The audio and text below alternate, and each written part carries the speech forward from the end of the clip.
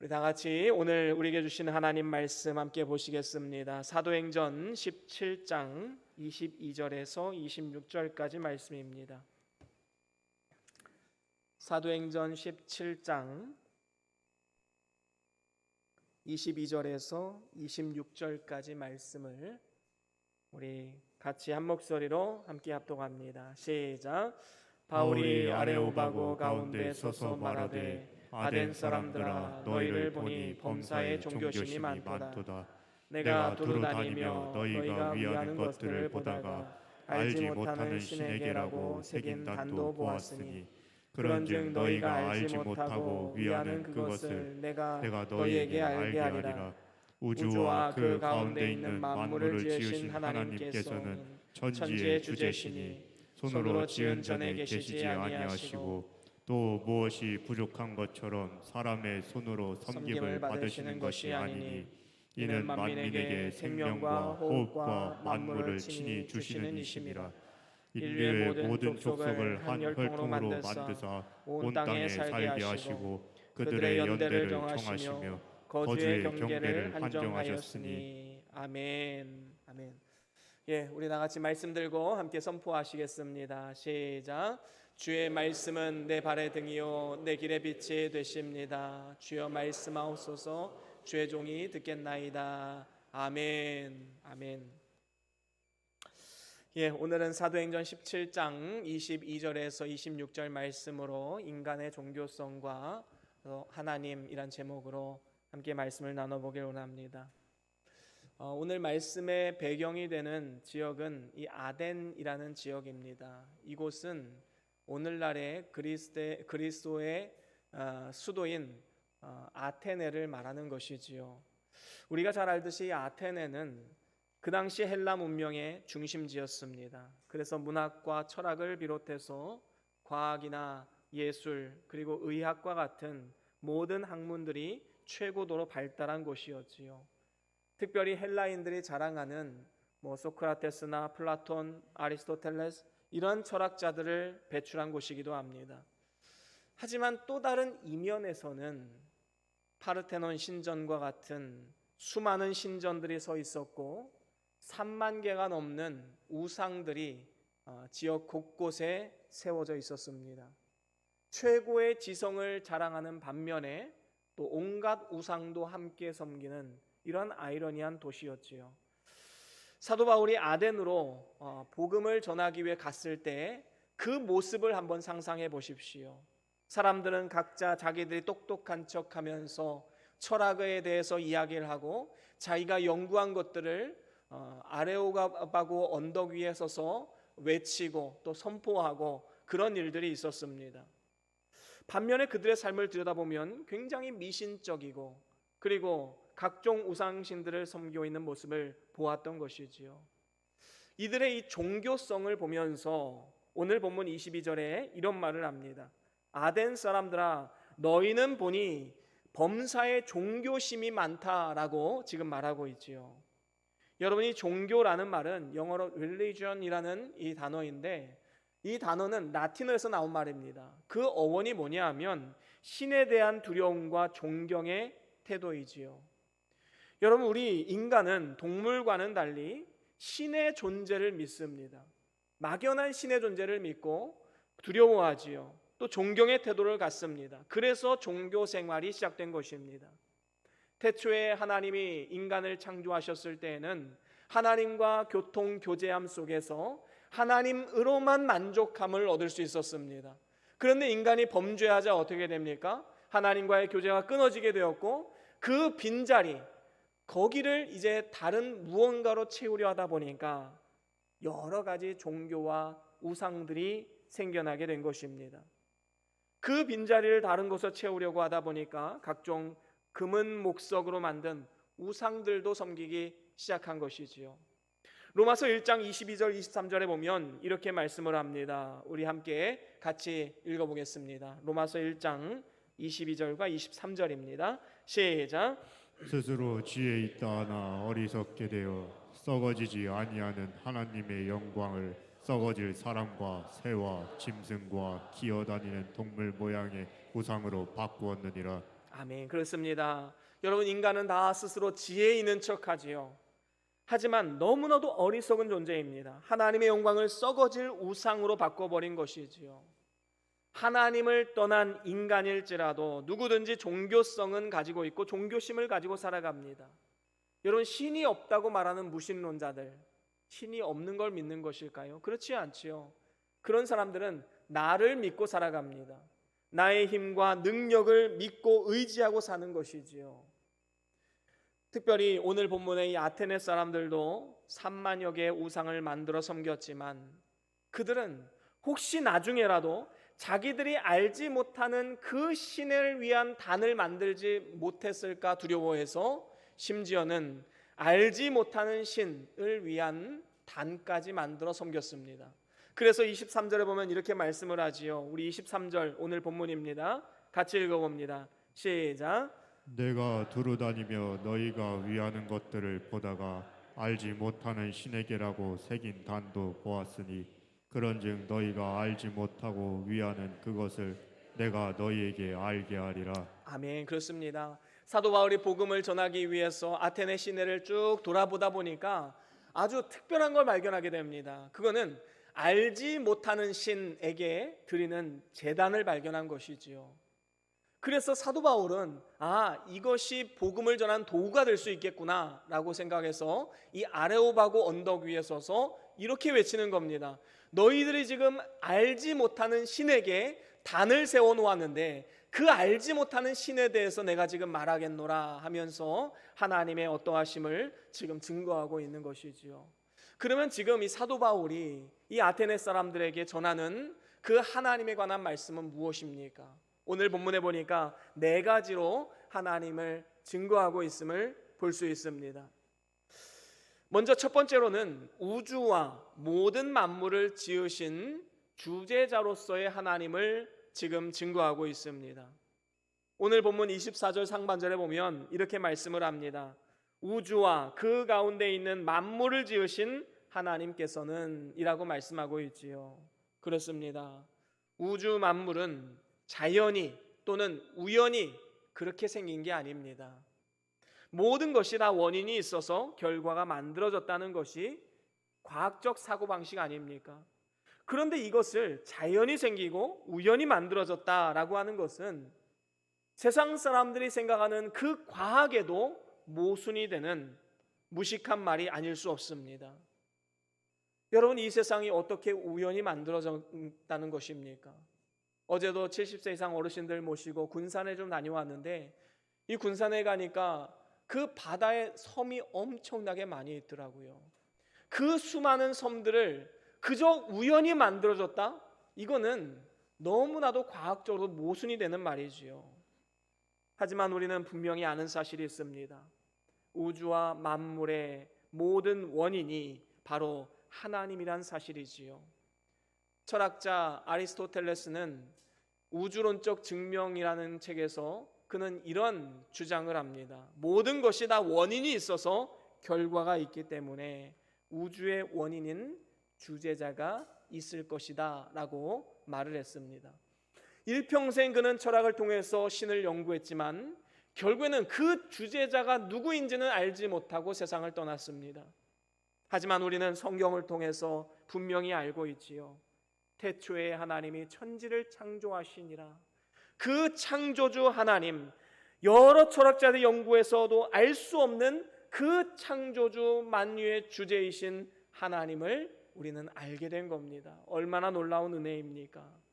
우주와 모든 만물을 지으신 하나님은 오늘의 본문에 나오듯이 천지의 주제이십니다. 자연신론자들은 신이 천지를 창조했지만 자연 법칙에 맡겨놓고 간섭하지 않는다라고 말하기도 합니다. 이거는 잘못된 말이지요. 여러분, 누가 내 소유물인데 거기에 관심을 두지 않는 사람이 누가 있겠습니까? 하나님이 이 세상을 창조하시고 그냥 가만히 놔두시는 것이 아니라 지금도 주인으로서 만물을 섭리하고 계시는 것입니다. 그래서 이 세상 사람들은 다 자기가 자유의지를 가지고 무언가를 하는 것 같이 보여지지만 그 배후에는 하나님의 섭리와 하나님의 뜻이 분명히 있는 것입니다. 어떠한 것을 이뤄놓고 보니까 하나님의 예정대로 된 것이다 라는 것을 우리가 나중에 깨닫는 경우가 얼마나 많이 있습니까? 여러분, 요셉이 가장 좋은 예 아닙니까? 요셉은 형들에게 시기 질투를 당하고 형들의 그 나쁜 마음으로 인해서 애굽의 종으로 팔려가게 되었습니다. 보디발의 부인도 나쁜 마음을 가지고 요셉을 감옥에 보냈지요. 그런데 놀라운 것은 하나님은 이 모든 것을 선으로 바꾸셔서 요셉을 애굽의 총리의 자리까지 오르게 하셨습니다. 하나님은 요셉의 형제들의 잘못도 이용하시고 보디발의 부인의 그 나쁜 마음도 이용하셔서 그의 뜻을 이루시는 분이십니다. 시편 103편 19절에도 이렇게 말씀을 하지요. 우리 같이 한번 읽어보겠습니다. 시편 103편 19절입니다. 시작. 여호와께서 그의 보좌를 하늘에 세우시고 그의 왕권으로 만유를 다스리시는도다. 아멘. 그렇습니다. 여러분, 하나님의 통치에서는 그 누구도 벗어날 수가 없습니다. 만유를 통치하시되 특별히 하나님을 사랑하는 자, 곧 그의 뜻대로 부르심을 입은 자들에게는 합력하여 선을 이루게 하신다라고 성경은 분명히 말씀했습니다. 그래서 우리 하나님께서는 믿는 모든 사람들에게 유익을 주시는 분이시다라는 사실을 우리는 분명히 알아야 합니다. 우리는 이 사실을 항상 기억하고 좋은 일을 만나든지 때로는 불행한 일, 나쁜 일을 만나든지 하나님이 일하고 지키신다는 사실을 굳게 믿고 우리는 담대하게 믿음으로 나아가야 되는 것이지요. 특별히 24절 하반절에 보니까 하나님은 손으로 지은 전에 계시지 아니하시고 라고 말씀합니다. 여러분, 하나님은 이 성전에 갇혀 계시는 분일까요? 그렇지 않습니다. 하늘을 보좌로 삼으시고 땅을 발등상으로 삼으시는 천지에 충만하신 무궁하신 분이십니다. 베드로는 이 사실을 알지 못해서 변화산에서 예수님이 변형하셨을 때에 그곳이 얼마나 좋고 영화로운지, 내가 이곳에 초막셋을 짓고 예수님과 모세와 엘리야를 위해서 초막을 짓고 함께 여기서 살아갔으면 좋겠습니다 라고 그렇게 말을 했습니다. 여러분, 예수님을 초막집에 가둬놓을 수 있을까요? 그럴 수 없는 것입니다. 이건 큰 실수이지요. 예수님은 사람이 만든 초막에 계실 수 없는 분입니다. 솔로몬이 아름다운 성전을 지어놨지만 하나님은 그 성전 안에만 갇혀 계시지 않으셨습니다. 오늘날에도 아무리 교회를 영광스럽게 위대하게 또 멋지게 지어놨다 할지라도 그곳에 하나님이 가두어 계신 분은 아니다라는 것입니다.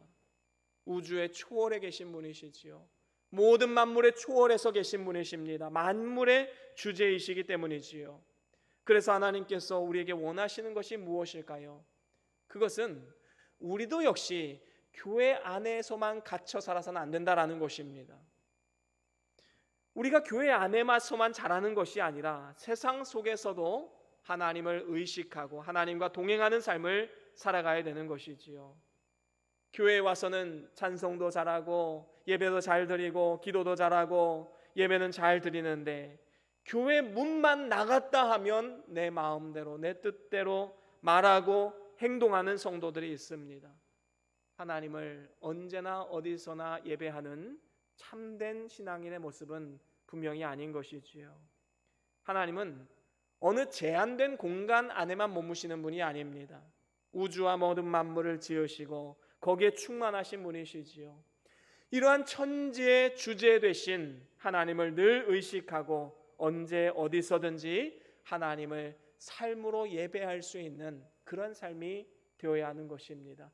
하나님은 바로 그것을 우리 모든 성도들에게 요구하고 계신 것이지요. 그런가 하면 두 번째로는 사람의 섬김을 받지 않으시는 전능자이십니다. 오늘 본문 25절 상반절에 보면 또 무엇이 부족한 것처럼 사람의 손으로 섬김을 받으시는 것이 아니니 라고 말씀합니다. 하나님께서 사람의 손으로 섬김을 받지 않는 이유가 무엇입니까? 스스로 충족하시는 전능하신 분이기 때문입니다. 이 세상의 모든 것이 다 하나님의 것이고 은도 하나님의 것, 금도 하나님의 것이기 때문에 부족함이 없으신 분이시지요. 여러분, 이 구약시대에 짐승을 드리는 제사 제도가 있었습니다. 하나님이 어떤 짐승을 맛보기 위해서 아니면 짐승이 탐이 나서 드리라고 하는 것일까요? 그렇지 않습니다. 모든 것이 다 하나님의 것인데, 하나님이 만드신 것인데 하나님이 그깟 짐승을 갖기 위해서 제물을 드리라고 했겠습니까? 결국에 하나님께서 짐승을 드리라라고 하신 것은 결국에 우리의 구원을 위해서 예수 그리스도를 이 땅 가운데 희생제물로 주실 것을 예표해 주기 위해서 구약의 제사 제도를 만드신 것이지요. 오늘날 하나님께서 우리에게 11조나 헌금을 요구하는 것은 하나님이 돈이 필요해서가 아닙니다. 우리에게 더 크고 좋은 것, 신령한 것을 주시려는 목적이 있는 것이지요. 그러니까 우리는 자랑할 수가 없는 겁니다. 하나님, 내가 이렇게 많이 드렸습니다. 하나님, 내가 이렇게 많이 헌신했습니다. 자랑할 필요가 없는 것이지요. 결국에 우리를 위해서 하나님이 주신 것인데 우리가 그걸 자랑할 이유가 무엇이 있습니까? 하나님은 우리에게 무엇을 받으시는 분이 아니라 오히려 하나님은 베풀어 주시는 분이십니다. 특별히 하나님은 우리 인류에게 무엇을 주셨습니까? 오늘 본문 25절 하반절에 보니까 만민에게 생명과 호흡을 주셨다라고 말씀을 합니다. 하나님께서는 사람에게 생명을 주셨지요. 그리고 그 생명이 유지될 수 있도록 호흡을 넣어주셨습니다.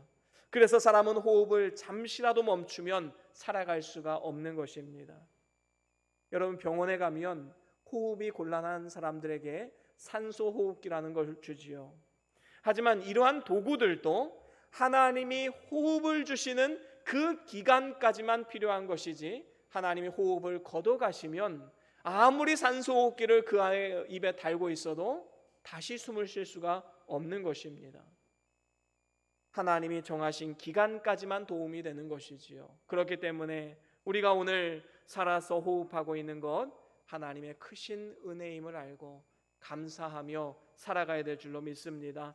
뿐만 아니라 25절 하반절에 보면 만물을 친히 주시는 이심이라 라고 말씀합니다. 하나님께서 우리의 생명을 위해서 만물을 주셨습니다. 만물을 주신다라는 것은 우리에게 먹을 양식을 주셨다라는 것도 포함이 되는 것이지요. 여러분, 우리가 마트에 가서 쌀을 사서 돈을 주고 이제 가져오게 됩니다. 그러면 이 쌀을 사는 대가로 돈을 줬다고 해서 그것이 이 쌀의 가치입니까? 그렇지 않습니다. 여러분, 엄밀히 말하면 그 돈은 농부의 수고비와 또 그 쌀을 유통시키는 유통비인 것이지요. 하나님께서 쌀이 자랄 수 있도록 공기와 햇볕과 물을 다 공급해 주셨기 때문에 우리가 쌀을 먹을 수 있는 것입니다.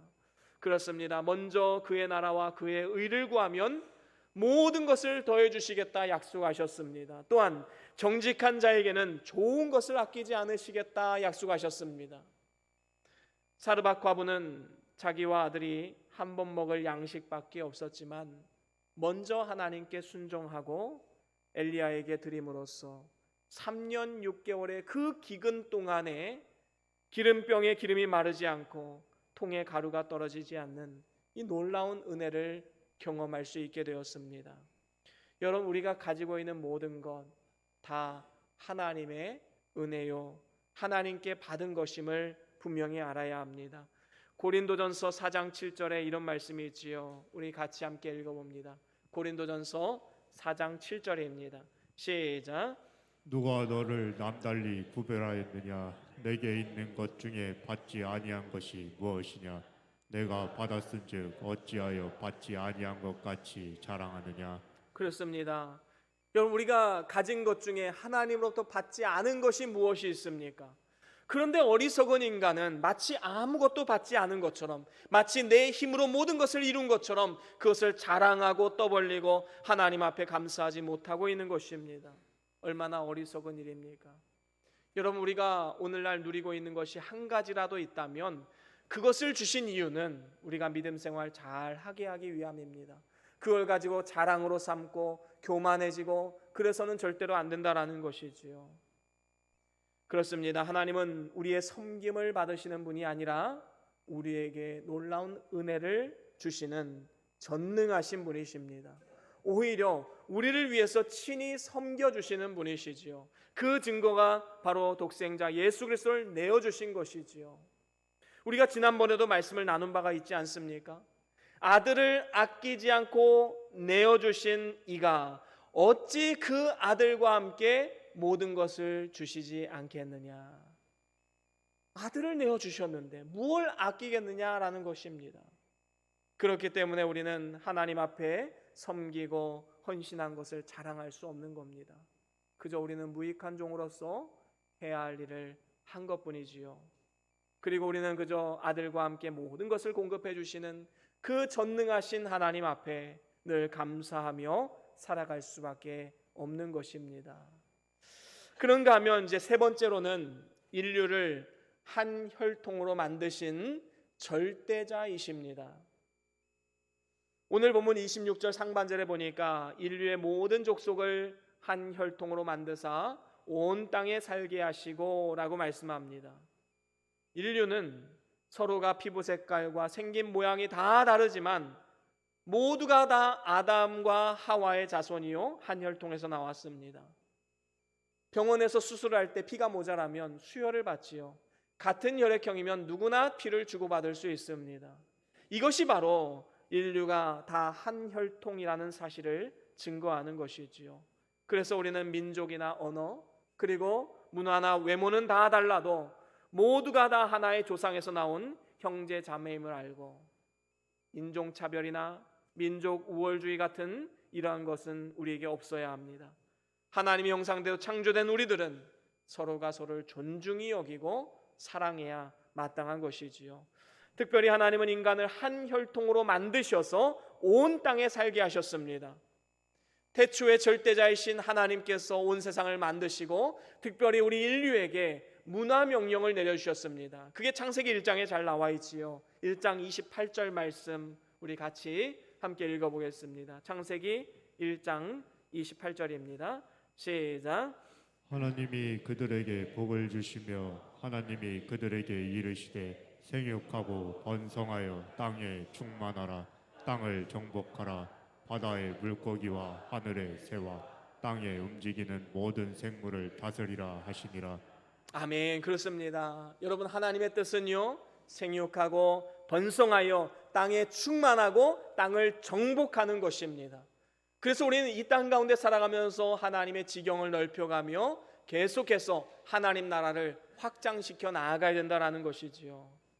우리가 잘 아는 민들레 꽃은 하얀 솜과 같은 씨앗을 꽃술에 품고 있습니다. 그래서 바람이 불면 어떻게 합니까? 멀리 멀리 날아갑니다. 그리고 그 심겨진 그곳에서 또다시 꽃을 피우게 되는 것이지요. 우리는 절대자이신 하나님의 뜻을 따라서 그분이 주신 사명을 감당하며 심겨진 그곳에서 꽃을 피우고 열매를 맺는 삶을 살아가야 합니다. 그런 의미에서 볼 때 우리는 교회 안에만 머물 것이 아니라 이제 교회 밖으로 우리가 심겨진 그 작은 세상, 가정과 학교와 직장에서 하나님 나라를 확장시켜 나아가야 하는 것입니다.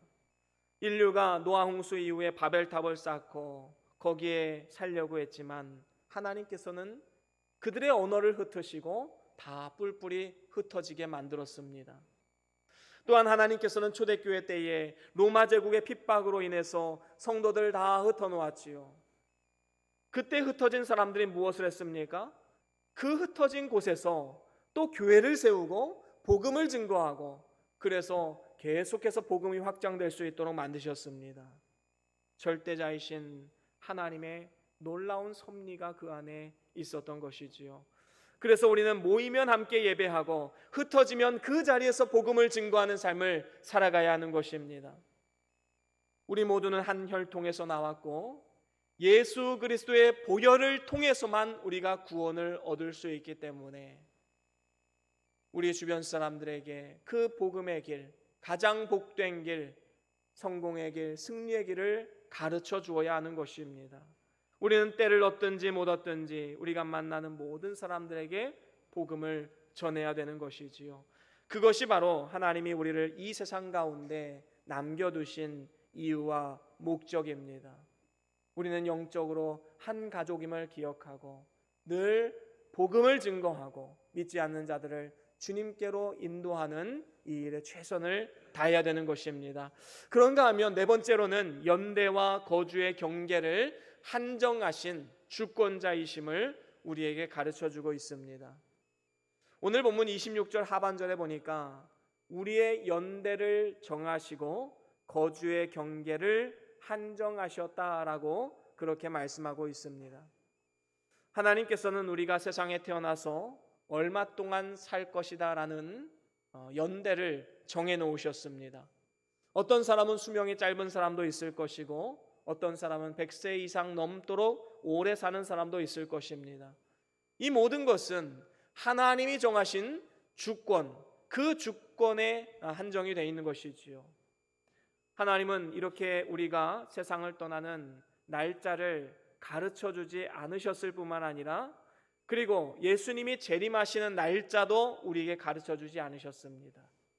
왜 가르쳐주지 않으셨을까요? 이유는 간단합니다. 하루하루 바르고 충성되게 살게 하기 위함이지요. 여러분, 만약에 내가 죽을 날 하나님이 일찍이 가르쳐 주셨다. 그리고 예수님이 재림하실 날이 몇 날, 몇 월, 며칠이다라는 것을 성경을 통해서 가르쳐 주셨다라고 본다면 여러분 하루하루를 어떻게 사시겠습니까? 물론 많은 사람들은 거룩하고 경건한 생활을 계속 살아가려고 하겠지만 또 많은 사람들은 실컷 놀다가 마지막 날 회개하고 천국 가면 되겠다 그렇게 생각하는 사람도 분명히 있을 것입니다. 이거는 우리에게 전혀 도움이 되지 않는 것이지요. 그래서 하나님은 가르쳐주지 않으신 것입니다. 그래서 내일은 내 날이 아닙니다. 오직 오늘이 바로 내 날이지요. 오늘 우리는 충성하고 하나님께서 은혜로 주신 오늘을 감사하며 헛되이 보내지 말아야 합니다. 하나님 앞에 충성을 다해야 되는 것이지요. 하나님은 주권자로서 우리의 연대를 정하셨을 뿐만 아니라 우리의 거주의 경계도 한정하셨습니다. 하나님이 저와 여러분들을 이 전 세계 가운데 대한민국 땅, 그리고 대한민국 안에서도 이 대전이라는 곳, 그리고 대전 안에서도 우리 변동교회에서 함께 신앙생활할 수 있도록 인도하신 것, 이건 우연이 아니라 하나님의 뜻과 계획하심 안에 있는 것입니다. 하나님이 여러분들을 그곳에 심으셨다면 다 이유와 목적이 있는 건 아니겠습니까? 모세는 바로의 왕궁에서 자라게 하심으로써 출애굽 역사를 이룰 수 있는 그릇을 만드셨습니다. 뿐만 아닙니다. 에스더는 페르시아 왕궁에서 아하수에로 왕의 왕후가 되게 하심으로써 유대인들의 구원을 위한 도구로 쓰임받게 하셨습니다. 다니엘은 바벨론의 포로로 끌려가게 하셨지만 그곳에서 하나님 영광을 나타내는 총리의 자리까지 오르게 하셨습니다. 여러분, 우리가 심겨진 그곳이 아무리 척박한 땅이라 할지라도 하나님은 분명한 이유와 목적을 가지고 여러분들을 그곳에 심으신 것입니다. 그렇기 때문에 우리는 하나님의 뜻을 밝히 분별하고 하나님 안에서 만족과 기쁨과 감사로 삶을 살아가야 되는 것이지요. 주권자이신 하나님이 우리에게 주신 삶의 시간 그리고 장소 모든 것이 다 하나님의 선물입니다. 특별히 하나님은 오늘 우리에게 어떤 단순한 순응을 요구하는 게 아닙니다. 내가 줬으니까 그냥 받아들여라 이게 아니지요. 하나님이 우리에게 요구하시는 것은 순종을 요구하는 겁니다. 받아들이는 것에 끝나는 것이 아니라 그 환경 속에서 하나님의 뜻이 무엇인가 그것을 찾고 순종하기를 원하고 계신 것이지요. 하나님은 오늘 우리에게 우리의 시간과 환경을 통해서 훈련시키시고 성숙해 하기를 원하고 계십니다. 때로는 우리가 처한 현실이 척박하고 풍랑이 가득하고 아픔과 고통이 많다 할지라도 거기에도 다 하나님의 뜻이 있는 것입니다. 그래서 우리는 낙심이 아니라 그것을 믿음으로 받아들이고 순종해야 합니다. 그리고 감사하며 살아갈 때에 우리는 놀라운 하나님의 역사하심을 목도할 수 있게 되는 것입니다. 이제 말씀을 마무리합니다.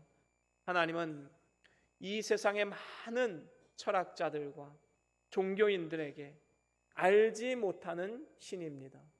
세상은 하나님을 알 수가 없지요. 하지만 하나님께서 우리를 말씀과 성령으로 중생시키시고 말씀을 통해 하나님을 알게 하셨습니다. 그래서 이 말씀을 통해서 하나님에 대해서 더욱더 알아가야 하는데 그 이유가 무엇입니까? 하나님을 아는 것이 가장 고상한 지식이라 말씀했고 하나님을 아는 것이 영생이라고 말씀했기 때문입니다. 여러분 진정으로 영생을 누리기를 원한다면 하나님을 힘써 알아가십시오. 그곳에 바로 영생이 있고 하나님과 동행하는 기쁨이, 그 감사가 있는 것입니다. 성경에 나오는 하나님은 어떤 분이십니까? 네 가지로 말씀드렸지요. 첫 번째로는 우주와 모든 만물을 지으신 주제자이십니다. 주권자이시지요. 두 번째로는 사람의 섬김을 받지 않으시고 사람의 도움이 필요치 않으시는 전능하신 분이십니다. 세 번째로는 인류를 한 혈통으로 만드신 절대자이십니다. 네 번째로는 연대와 거주의 경계를 한정하신 주권자이십니다. 우리의 삶과 가정과 교회와 이 나라 민족 온 우주 만물의 주권자가 하나님이십니다. 오늘도 저와 여러분들이 이 하나님을 바로 알아감으로써 지금으로부터 영원까지 하나님과 동행하며 기쁨과 감사로 살아가시고 삶 가운데 하나님을 증거하고 나타내는 일에 아름답게 쓰임받을 수 있기를 주의 이름으로 간절히 축원합니다. 우리 다 같이 오늘 받은 말씀 기억하시면서 우리 함께 찬양의 고백을 올려드리길 원합니다. 하나님은 너를 만드신 분, 이 찬양의 고백을 가사를 생각하시면서 또 받은 말씀 기억하시면서 우리 함께 찬양을 올려드리겠습니다.